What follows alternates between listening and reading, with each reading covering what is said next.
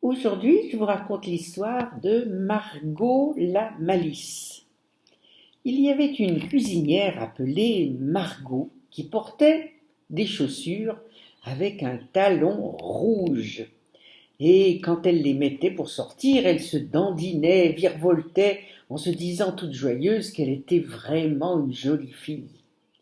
Quand elle rentrait à la maison, comme cela la mettait de bonne humeur, elle buvait un bon petit coup. Et comme le vin met en appétit, elle choisissait le meilleur de ce qu'elle avait préparé pour le goûter, et elle goûtait jusqu'à ce qu'elle fût rassasiée.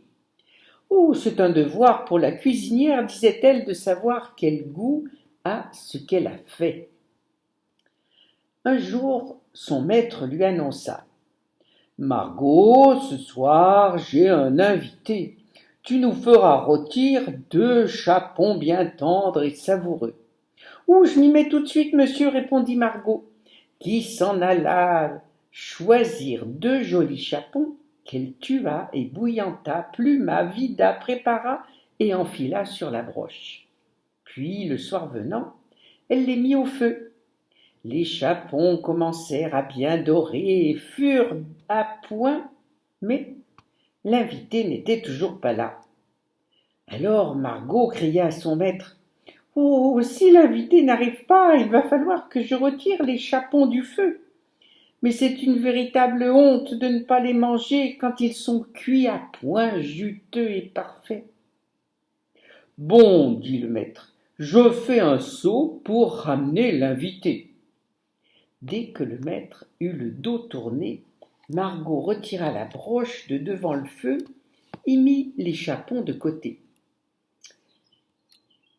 Puis elle se dit: à rester comme cela devant le feu, de braise, on attrape une sacrée soif. Et qui sait maintenant quand ils vont venir?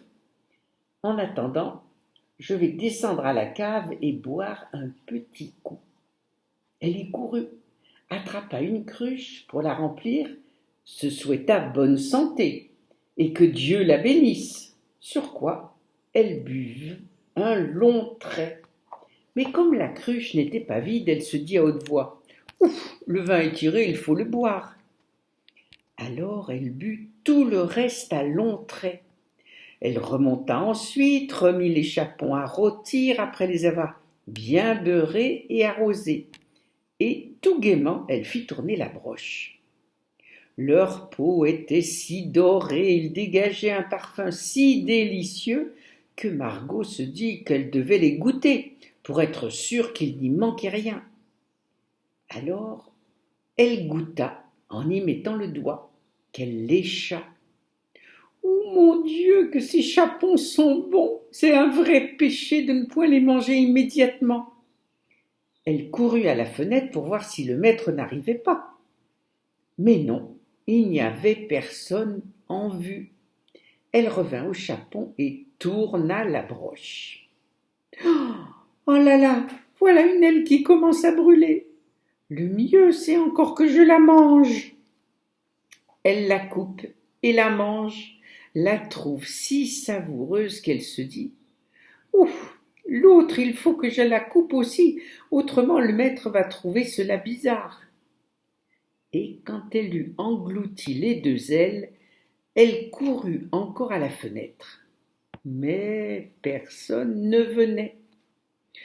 Ou si cela se trouve, ils sont peut-être entrés quelque part et ne viendront pas dîner. Mais ne t'en fais pas, Margot, il y en a un qui est de toute façon entamé. Alors tu vas boire un petit coup et finir le chapon. Tu seras plus tranquille quand tout sera mangé.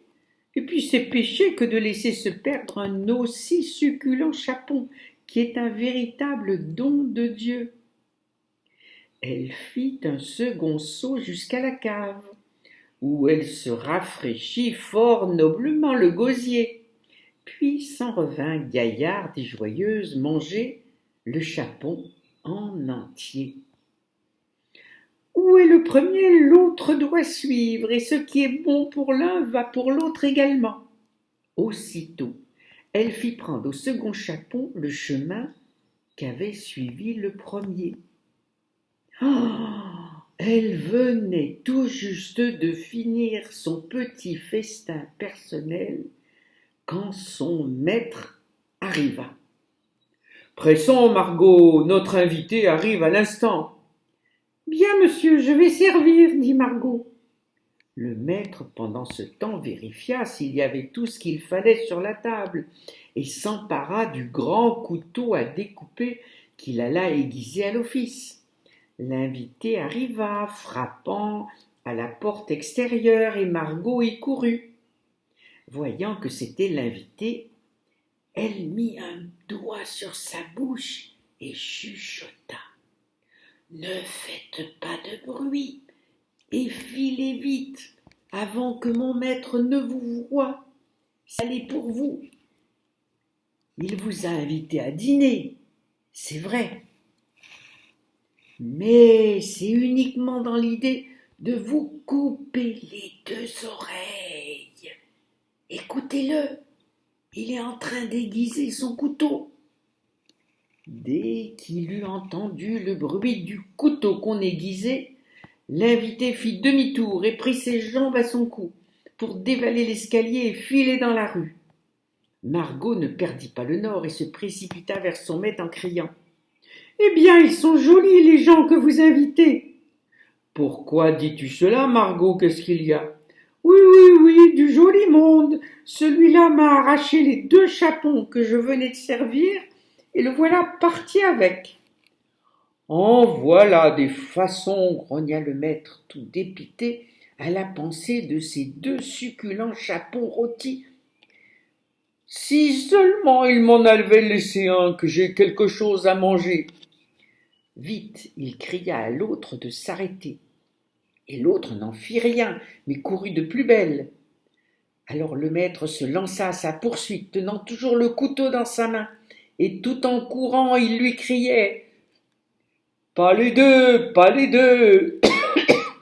voulant dire par là qu'il ne réclamait qu'un seul des 2 chapons. Mais après ce que lui avait dit la Margot, le fuyard comprit que son hôte n'en voulait qu'à une de ses oreilles et ne lui couperait pas les 2.